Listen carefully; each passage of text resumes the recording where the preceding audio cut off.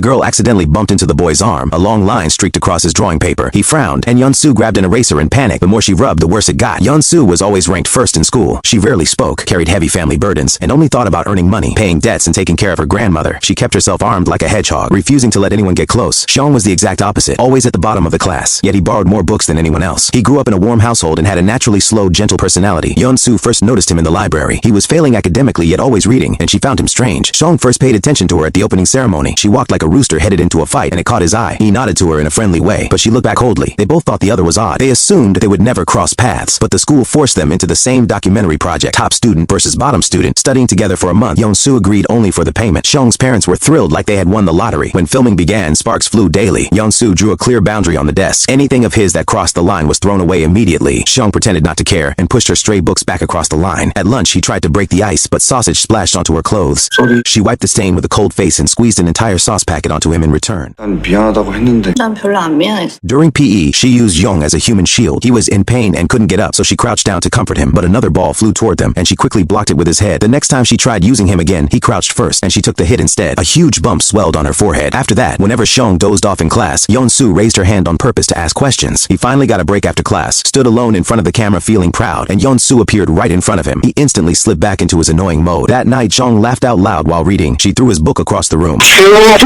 떠들지 말라고 했지. They disliked each other, and neither would back down. On the final day of filming, they argued endlessly in front of the cameras. When asked about the future, Yeon-soo said she wanted to become a leader in 10 years. Seong said he only wished for an ordinary, steady life. When the documentary aired, it unexpectedly blew up online. Their dynamic, fighting, hurting each other, yet unable to walk away, sparked heated discussion. Viewers flooded the comments asking when season 2 would be filmed. People began wondering why it felt like their hatred might slowly turn into something completely different.